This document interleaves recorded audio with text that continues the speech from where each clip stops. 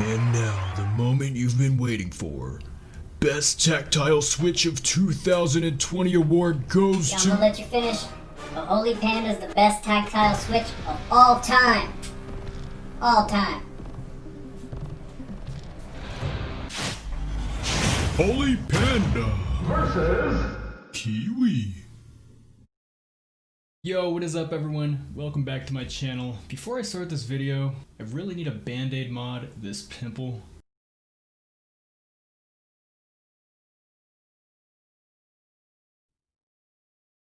Looks worse. Welcome back to my channel. I hope you're enjoying my really cringy intros because I do plan on making more. I wanted to make this video today for all of you tactile fans who are probably rocking with Holy Pandas right now.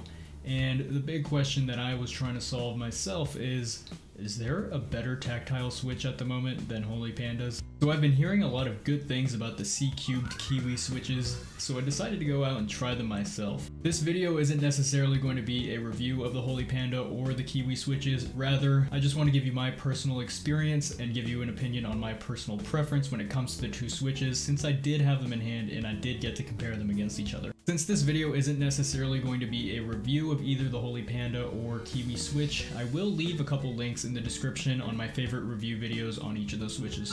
First, I'd like to present to you my scuffed PowerPoint presentation, where I'm going to put these two switches head to head and give you the specs rundown straight from the manufacturer's websites, so let's get right into it with the Holy Panda. The Holy Pandas do feature a Halo True stem with a polycarbonate top housing and a nylon bottom housing. Not palm, like everyone thought they were. These switches do use a 67-gram spring, and they are a 3-pin plate mount style switch, which means that you're going to lack the 2 extra legs for extra stability on PCB mounted boards. The color, if this kind of thing matters to you, is an opaque ivory housing with a salmon tip, with a salmon stem.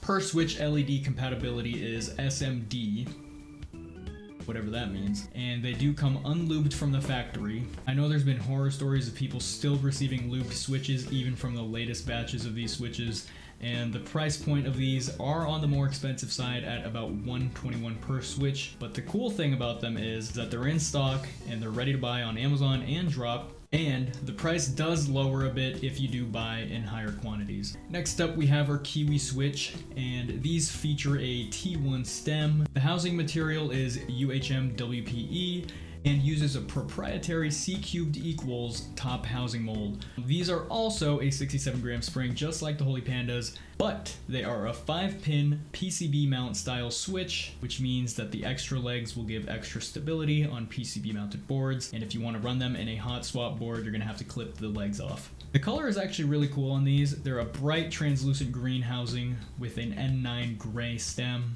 And if you do have RGB on the top of your PCB, these will shine through really nicely since they are a translucent housing. The price of these bad boys come in at $19.25 per 30 switch, which equals around 64 cents per switch.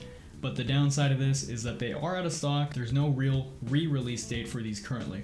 Before I get in with the sound test, I'd just like to give you a quick rundown of the setup that I was using for these switches. The board used was a Novelkeys 65 entry edition with Stupidfish1 Foam, clipped and lubed stabilizers, and a GMK keycap set. The Holy Pandas were lubed with Tribosis 3204 and 105 on the springs, and the Kiwi switches were also lubed with 3204 with 105 on the springs, and both of the switches were not lubed on the tactile bumps on the stem legs to preserve tactility. So let's go ahead and drop the sound test for y'all right about now.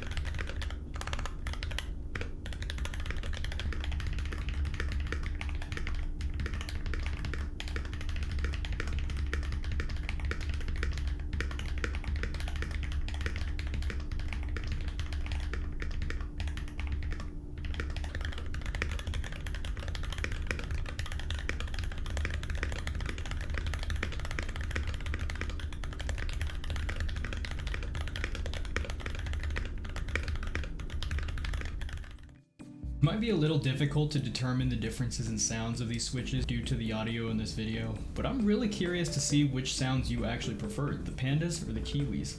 Let me know in the comments below. To me, the switches sound very identical, but the Holy Pandas give off more of a higher pitched clacky noise rather than the deep thunk that you hear from the Kiwi switches. In my opinion, overall, Holy Pandas are a much more pleasant typing experience all around. The Kiwis do give off more of a rounded tactile bump, but compared to the smoothness of the Holy Pandas, the Kiwis did feel a little bit harsh. I can't really explain into words how this feeling feels, but it's a little bit sharp compared to the snappiness of the Holy Pandas. I can't really tell you which switch is better, since an opinion is based off of your own personal preference, but in my opinion, the Holy Panda remains undefeated in my book. I'd like to add that I have tried most tactile switches, a lot of the popular ones like Zelios, Blueberries, and others, but the Holy Panda still remains undefeated. I probably won't be using Kiwis in any personal builds for myself, but I do highly encourage you to go out and try these switches. If you are looking for another tactile switch options, I would say that the Kiwis are top tier. Holy Pandas really have just set the bar high for me. I don't see myself maining any other tactile switches anytime soon. Thank you so much for making it to the end of the video. If you enjoyed this video, leave me a like.